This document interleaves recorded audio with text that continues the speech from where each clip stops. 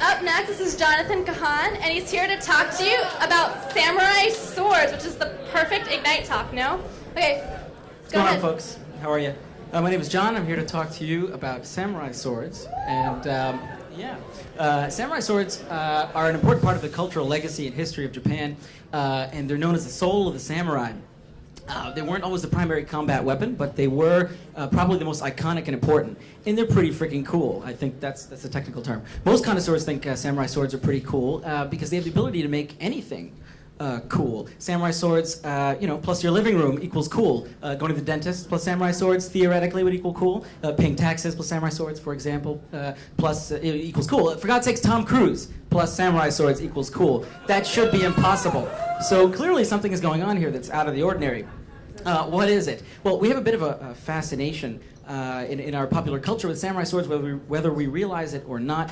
Star Wars, Kill Bill, anime, they all have this idea of this perfect blade that can cut through anything. And that's cool. I mean, everybody loves that, but it sort of obscures just how cool these things were in real life, historically speaking. And that has to do with their manufacture, how they were made.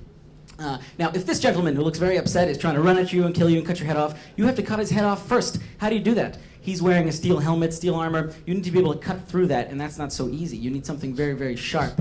The problem is things that are sharp are hard, and things that are hard are brittle, and things that are brittle break. And if you're trying to attack some pissed off samurai guy and your sword shatters like glass, you're going to die, and that's no fun. So you can't have a flexy, bendy sword either, because that's incapable of taking a very sharp edge.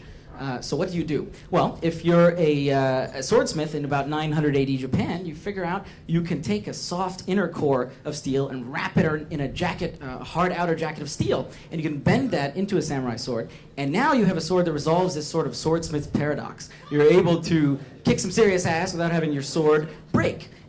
Pretty cool technical innovation for pre-first millennium AD Japan. But it's not only this two-layer system that's going on.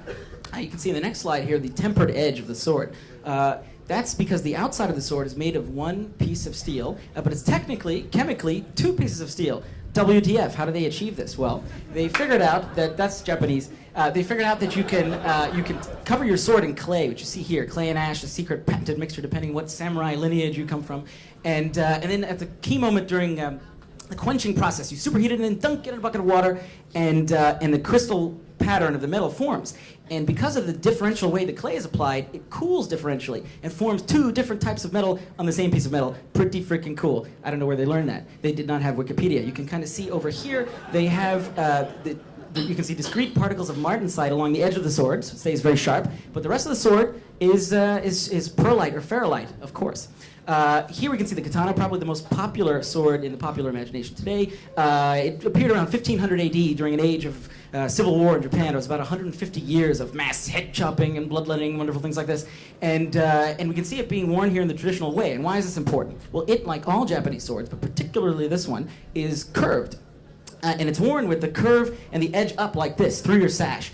And why is that important? Because the curve functions as part of the circumference of a larger circle of death that emanates from your scabbard, with the center of the circle at your right shoulder, so you can kill people really quickly, which is very nice. And that's a lot more convenient than pre-1500, when there was a mass age of horseback warfare and things like that, like this gentleman over here. It was two discrete motions, so if you had to kill peasants, you had to unsheath your long sword and then reach down and kill the peasants. Now you can kill the peasants immediately, which is, nice, especially if you're that guy.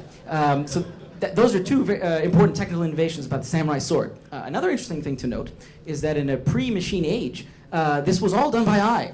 Of course, I defy anybody to pick up a blade from 1400 and not say it doesn't look perfectly laser machined. It's uncanny how they were able to judge carbon content, temperature, all this stuff by eye. I have no idea how they did that. You have a bit of a breakdown here of the parts of the sword, which would be the topic of an entirely separate lecture, but it is a very complicated instrument, even though it's made from traditional materials. And you can kind of see that the scabbard is separate. Now this slide, not such a stretch. This was a highly evolved technology, and there were many different swords for many different uses. You can see here, I mean, if you have your long sword, your katana, you walk into somebody's castle, you're not going to be rude, you leave it at the door, but you still have your wakizashi, your tanto, in case you have to assassinate somebody or commit suicide if you've dishonored yourself. You never know what could happen.